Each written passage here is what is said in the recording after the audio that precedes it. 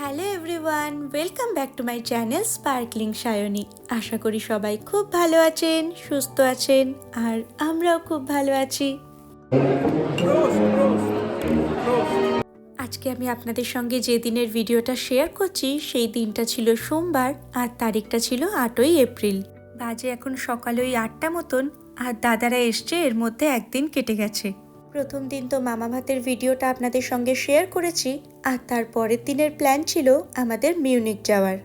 দাদা বৌদিরা যদিও মিউনিক হয়েই এসেছে, তবে মিউনিক শহরটা ওদের ঘুরে দেখা হয়নি, তাই আজকে আমরা সবাই মিলে মিউনিক যাচ্ছি।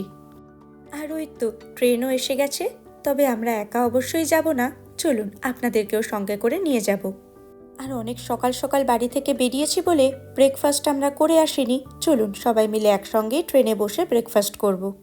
যে টর্টিলা রুটিগুলো কিনতে পাওয়া যায়, ওর মধ্যে একটু চিকেন, স্যালাড, অল্প একটু সেদ্ধ ডিম, একটু সস, সব কিছু দিয়ে একটা রোলের মতন বানিয়ে নিয়ে এসছি।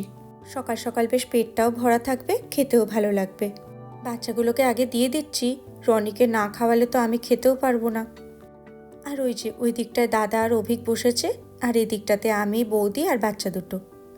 এই যে আমারটাই পড়ে আছে, সবারটা খাওয়া হয়ে গেছে। খাইয়ে নি তারপর 8:30 মতন বাজে, সবার এখন ব্রেকফাস্ট হয়ে গেছে। আর সেই যে আইস ট্রেন থেকে যে খেলনা ট্রেনগুলো দেয়, সেগুলোই ওরা নিয়ে এসছে। দাঁড়ান, রনি মনে হয় খুলতে পারছে না। মিমিকে বলো মা, মিমি খুলে দেবে। Mimi You have it at home. Yes. Oh wow, I thought it's so many. বাজে এখন 11:45 মতন, এই মিউনিক স্টেশনে পৌঁছলাম। আজকে সোমবার, কিন্তু ওর বাবা অফিসে ছুটি নিয়েছে। এই 3টে দিনই তো দাদা বৌদিরা থাকছে, তার মধ্যে যদি আবার অফিসের কাজ নিয়ে বসে, তাহলে আর কিছুই গল্প সল্প হবে না। আর এখন শীতকাল হলে হবে কি, এই 3টে দিন যা গরম পড়েছে কি বলবো আপনাদের। এদিকে জ্যাকেট পরে বেরিয়ে আমরা তো একেবারে ঘেমে নিয়ে অস্থির। এখন এপ্রিল মাসের শুরুর দিক, যে বছর আমরা প্রথম জার্মানিতে এসেছিলাম এই সময়টায় বরফও পড়েছিল। আর আজকের তাপমাত্রা জানেন কত? প্রায় 26-27 ডিগ্রি। এখানে এই এক সমস্যা, জার্মানির ওয়েদার কিছুতেই প্রেডিক্ট করা যায় না। এই হয়তো দেখছেন এত রোদ্দুর, খানিক বাদে হয়তো দেখবেন বরফ পড়ছে। তবে আজ যদিও বরফ পড়ার কোনো পূর্বাভাস নেই, কিন্তু ওই ঠান্ডা যে কোনো সময় পড়তে পারে, তাই সবাই জ্যাকেটগুলো পরে এসছি। আর এতগুলো জ্যাকেট কোথায় নেব বলুন? তার জন্য আবার আলাদা করে একটা ব্যাগ করতে হবে, তাই সবাই জ্যাকেটগুলো যে যার গায়ে পরেই ঘুরছি। তবে এত গরমে মনে হচ্ছে না জ্যাকেট পরে থাকা যাবে, কিছু একটা ব্যবস্থা করতেই হবে। আর আজকের এই প্ল্যানটা সম্পূর্ণভাবে আমার দাদার। ওর খুব ইচ্ছা ছিল মিউনিকে আসার। ওরা যখন আবুধাবি থেকে এসছে, তখন ফ্লাইটে করে একেবারে মিউনিকেই প্রথম ল্যান্ড করেছিল। তবে সেখান থেকে অস্ট্রিয়া এবং আরও অন্যান্য জায়গা ঘুরেছে, কিন্তু মিউনিকটা আর ঘোরা হয়নি। আর আমরাও এতবার মিউনিকের উপর দিয়ে যাতায়াত করেছি, তবে মিউনিক শহরটা একবারও আমাদেরও ঘোরা হয়নি। তাই দুজনেই ঠিক করলাম যে এবার আমরা মিউনিকটা একটু ঘুরবো। তবে দাদার আবার মিউনিকে আসার অন্য একটা কারণ আছে। মিউনিকের অক্টোবর ফেস্টের কথা হয়তো আপনারা অনেকেই জানেন। সেটা অবশ্য অক্টোবর মাসে হয়, কিন্তু এটা হলো এপ্রিল মাস। তবে এই অক্টোবর মাসের মূল যে বিষয়বস্তু, সেটি হলো বিয়ার। আর দাদা আবার অত্যন্ত বিয়ার প্রেমী একটি মানুষ, তাই সে অক্টোবর ফেস্টে না আসতে পারলেও এখন এখানে এসেছে এখানকার বিয়ার টেস্ট করবে বলে। ফটো সেশন হচ্ছে, দুজনে হাত ধরো, দুজনে হাত ধরো।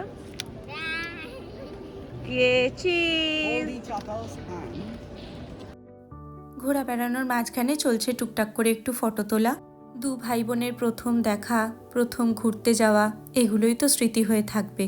এখন আমরা যে জায়গাটায় দাঁড়িয়ে আছি সেটা একদম সিটি সেন্টারে। এখানে পর পর লাইন দিয়ে আছে প্রচুর দোকানপাট। আর এই যে দুটো স্কাল্পচার দেখতে পাচ্ছেন, এর সামনে আছে একটা হান্টিং অ্যান্ড ফিশিং মিউজিয়াম। ও পাশটায় আছে একটা ক্যাটফিশ, আর এই পাশটায় আছে একটা ওয়াইল্ড বোর।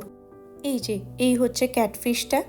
এই স্ট্যাচুগুলোর টানেই যাতে প্রচুর লোক এই মিউজিয়ামটায় আসে, সেই জন্যই এই দুটো স্ট্যাচুকে বানানো। আর এই মাঝের রাস্তাটা কি অপূর্ব লাগছে দেখুন দেখতে। এই যে দুটো ব্রোঞ্জের স্ট্যাচু আছে, তার মধ্যে এই ক্যাটফিশটা বাচ্চাদের খুব টানে। প্রচুর বাচ্চা এই ক্যাটফিশটার উপর চড়ে ফটো তোলে। আর ওই পাশে যে বন্য শূকরটা আছে, সেটার সাথে আবার বড়রা ছবি তোলে। ক্যাটফিশটা এমন হাঁ করে আছে যেন ওকে এক্ষুনি খাবার দেওয়া হবে। ওকে তাই বলছি, ক্যাটফিশের মুখের ভেতর হাত ঢোকা, দেখ চকলেট পাবি। আর ইউরোপের এই ব্রোঞ্জের স্ট্যাচুগুলোর একটা খুব প্রচলিত প্রথা আছে, যে কোনো স্ট্যাচুরই 2-3টে জায়গা দেখবেন খুব চকচক করছে। আসলে এখানকার লোকের বিশ্বাস যে এই ব্রোঞ্জের স্ট্যাচুগুলোর ওপর হাত বোলালে তাদের বহুদিনের কোনো মনস্কামনা পূর্ণ হয়। চলুন এবার আপনাদেরকে একটা দারুণ জিনিস দেখাই। এই যে বিশাল বড় বিল্ডিংটা দেখছেন, এটা গোটাটা একটা ছেলেদের ফ্যাশন স্টোর। বিল্ডিংটার নাম হলো হিরমার। গোটা এই 5তলা বিল্ডিংটা পুরোটাই ছেলেদের জন্য। আর এটা নাকি আবার পৃথিবীর সবথেকে বড় ছেলেদের ফ্যাশন হাউস। ছেলেদের যত রকমের ব্র্যান্ড হয় প্রায় সমস্ত এই বিল্ডিংটার মধ্যে আছে। কিন্তু থাকলে কি হবে, আরেকজনকে দেখুন, তার জামা কাপড়ের থেকেও বেশি নজর হচ্ছে এই খাওয়া দাওয়ায়। সে নাকি এখানে আমসত্ত্ব খুঁজে পেয়েছে, তাই চলে এসছে। এই গোটা সিটি সেন্টারটায় প্রচুর বাজার আছে, তাছাড়া এখানে প্রচুর ফার্মার্স মার্কেটও বসে। শুধু আমসত্ত্ব নয়, বিভিন্ন রকমের ফল শুকিয়েই এখানে রাখা আছে। আনারস, পেঁপে, আম অনেক রকমের ছিল। আর এই যে দুটো লম্বা লম্বা টাওয়ার দেখতে পাচ্ছেন, এটা এই গোটা শহরটার বিভিন্ন জায়গা থেকে দেখা যায়। এটা হচ্ছে ফ্রয়েনকির্শের টুইন টাওয়ার। টাওয়ারগুলো প্রায় 100 মিটার উঁচু আর 1488 সালে এগুলো তৈরি হয়েছিল। মিউনিক শহরটা প্রচুর পুরনো, তাই এর অনেক ইতিহাস। আর ওই টাওয়ারের মাথায় যে ডোমগুলো আছে সেখানেও ওঠা যায়, তবে আজকে আর আমরা সেখানে উঠবো না। তবে চলুন চার্চটার ভেতরে ঢুকে একবার দেখে আসি ভেতরটা কেমন। আর চার্চে ঢোকার ঠিক সামনেটাতেই এরকম ভীষণ সুন্দর একটা জায়গা ছিল, সেখানে ছোট ছোট জলের ফোয়ারা করা আছে। আর এমন সুন্দর জায়গা দেখে দু ভাই বোনে একেবারে ছুটতে চলে গেছে ওখানে। আজকের তাপমাত্রা 27 ডিগ্রি হলেও খাতায় কলমে যেহেতু এখনও গ্রীষ্মকালটা পড়েনি, তাই এই ফোয়ারাগুলো এখনও চালু করেনি। চলে এসছি চার্চের সামনেটায়। চার্চে ঢুকতে কোনো রকম কোনো টিকিট লাগে না, তবে সব চার্চেরই ভেতরটা মোটামুটি একই রকম হয়, তাই ঘুরতে খুব একটা বেশি সময় লাগবে না যদি না আপনি ওপরের ওই ডোমটায় যান। আর ওপরের ওই ডোমটায় যেতে সম্ভবত কিছু টিকিট লাগে। তার চেয়েও বড় কথা, প্রায় 89টা সিঁড়ি ভেঙে ওই উপরের ডোমটায় উঠতে হয়। চলুন, হয়ে গেছে দেখা। বাচ্চাগুলো অনেকক্ষণ ধরে বায়না করছে কিছু খাবে। সামনেই সিটি সেন্টারে এই দোকানটা দেখলো, এখানে মনে হয় কিছু পপকর্ন আর বাদাম পাওয়া যায়। দেখি কোনটা ওদের পছন্দ হয়। এক প্যাকেট বাদাম আর একটু পপকর্ন নিয়ে নিয়েছে। তবে এই জায়গাটা কি ভিড় দেখুন, আজকে সোমবার দুপুরবেলা, তাও কত লোকজন চারিদিকে। সামনেই যে বিল্ডিংটা দেখতে পাচ্ছেন ওটা এখানকার রাট হাউস। রাট হাউস মানে হলো যেখানে সব সরকারি কাজকর্মগুলো হয়, ওই টাউন হল বলতে পারেন। কি অদ্ভুত সুন্দর কারুকার্য করা বিল্ডিংটা দেখুন। প্রায় 9160 স্কোয়ার মিটার জায়গা জুড়ে অবস্থিত এই বিল্ডিংটা। আর এই গোটা বিল্ডিংয়ে প্রায় 400টা ঘর আছে। তার সাথে ভীষণ সুন্দর একটা লাইব্রেরি রুমও আছে এর ভেতর। আচ্ছা, এতক্ষণ ধরে দাঁড়িয়ে আছি, তবে বুঝতে পারিনি এত লোকের ভিড় কেন এখানে। ঘড়িতে এখন বাজে প্রায় 12টা মতন, আর এতগুলো মানুষ এখানে ভিড় করে দাঁড়িয়ে আছেন এই যে এই ঘড়িটির জন্য। ঠিক দুপুর 11টা আর 12টার সময় এই ঘড়িতে একটা করে মিউজিক বাজে। সেই সঙ্গে এই ঘড়িটিতে উপরতলা আর নিচতলা মিলিয়ে দুটি তলায় দুটি গল্প বলা হয়। উপরতলায় 1568 সালে এখানে একটি বিবাহ হয়েছিল, যেটা ঠিক এই ম্যারিয়ান প্ল্যাটসেই হয়েছিল। সেই বিবাহটি হয়েছিল ডিউক উইলহেলম V এবং লরেনের রেনেটের মধ্যে। তো তাদেরকে সম্মান জানাতে উপরের তলায় তাদের বিবাহের এই দৃশ্যটি দেখানো হয়। আর নিচের তলায় একবার প্রচণ্ড প্লেগ মহামারী দেখা দিয়েছিল, তো সেই প্লেগ পীড়িত মানুষজনকে আনন্দ দিতে ব্যারেল প্রস্তুতকারকরা রাস্তায় নেমেছিলেন নাচ করতে। তো নিচের তলায় সেই শেফলারদের নাচ দেখানো হয়। দৃশ্য দুটি এক থাকলেও এর সঙ্গে যে মিউজিকটা হচ্ছে সেটা প্রতি মাসে আবার চেঞ্জ হতে থাকে। চলুন আপনাদেরকেও একবার মিউজিকটা শোনাই।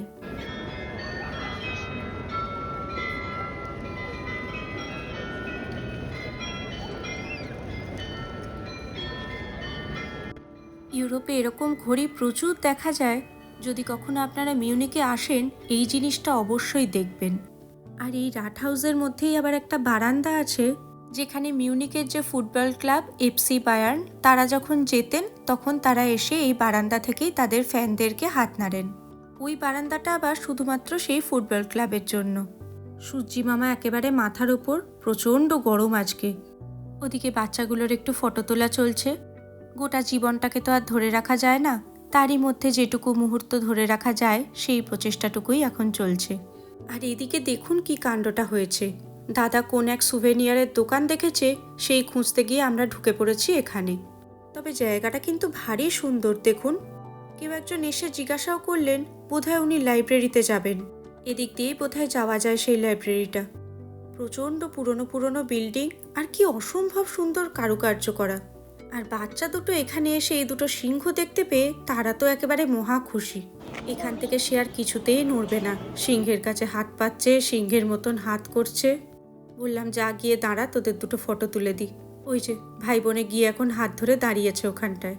আর এই হলো সেই ঐতিহাসিক সুভেনিয়ারের দোকান। এর আগেও কয়েকটা দোকান ঘুরে এসছে, তো এখানে একবার দেখছে ম্যাগনেটগুলোর কীরকম দাম। তবে চলুন দোকানটার ভিতরে গিয়ে একবার দেখি। কি অসম্ভব সুন্দর জিনিসগুলো একবার দেখুন। এই সুভেনিয়ারের দোকানে ঢুকতে আমার এত ভালো লাগে, জিনিসগুলো দেখলে একেবারে চোখ জুড়িয়ে যায়। কিন্তু এই দোকানটায় বেশ ভালো দাম আছে দেখছি। কালেকশন দুর্দান্ত, সেরকম দামটাও দুর্দান্ত। ওদিকে বৌদি বাচ্চাগুলোকে নিয়ে বাইরেটায় দাঁড়িয়ে আছে। বড়টা যেমনি শান্ত, ছোটটা তেমনি দুর্দান্ত।